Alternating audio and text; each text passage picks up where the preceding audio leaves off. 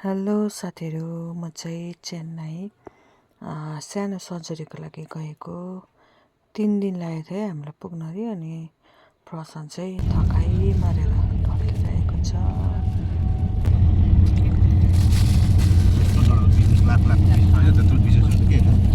3 दिनमा चाहिँ हामी चेन्नई पुगेर चाहिँ होटलतर्फ जाँदैछौँ। अनि त्यो गाडीको मान्छेले नै हामीलाई चाहिँ होटलमा लगेर चाहिँ हामी चाहिँ रेस्ट गऱ्यौँ। भोलिपल्ट चाहिँ सर्जरी थियो, अनि चाहिँ सर्जरीको लागि रेडी भएको है। अनि सक्सेसफुल भयो। त्यहाँदेखिको चाहिँ यो च्यानलले गर्दा चाहिँ यस्तो निलोहरू बसेको थियो। त्यही दिन चाहिँ फ्रुट खाँदै बसेँ। 3 दिन रेस्ट गरेँ अन्तराल चाहिँ फेरि प्रसन्न मलाई त्यहाँको ब्रिज घुमाउन लगेको थियो। केही भिडियोहरू सानो गरेर बनाएको छु, म तपाईँलाई देखाउँछु ल।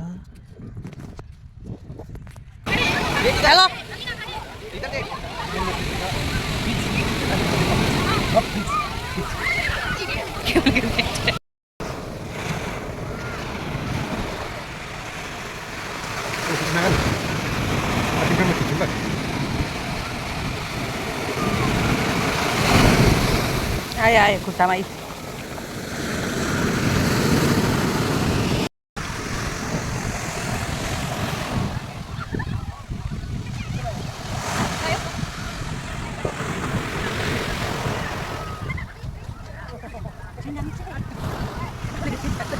भयो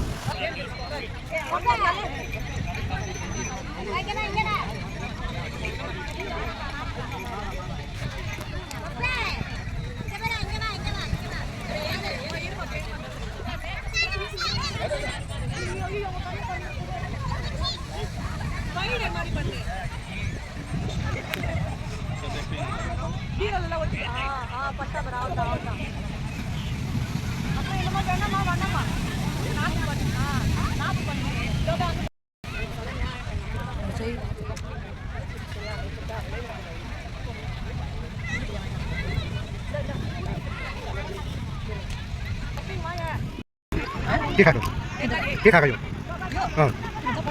स्प्रिङ पोटेटो स्प्रिङ पोटेटो बुझ्यो भयो टेस्टी भयो नखाने बेसी ल।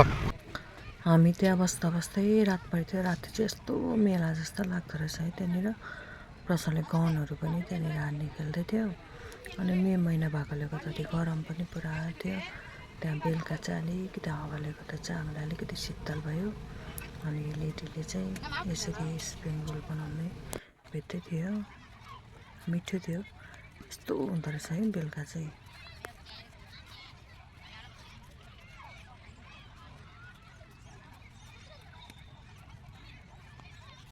त्यसको फेरि भोलिपल्ट हामी सेन्ट थोमसको चाहिँ उहाँनिरलाई चाहिँ कहाँनिर मार्नुभएको भन्ने जग्गा हामी हेर्न गयौँ। अनि हामीले चाहिँ एकजना जसको हामीले गाडी लिएको थियो उसले नै हामीलाई घुमाउँदै है गाइड गर्दै लाँदै थियो। अनि यहाँनिर चाहिँ चर्चहरू पनि रहेछ। हामीले प्रार्थनाहरू पनि गऱ्यौँ।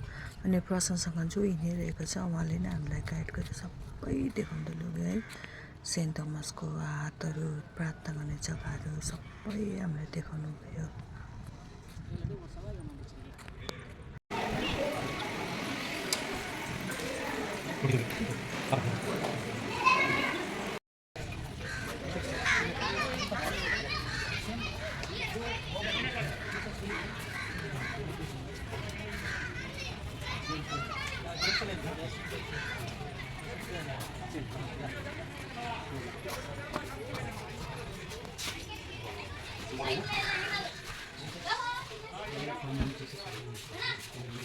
Sure.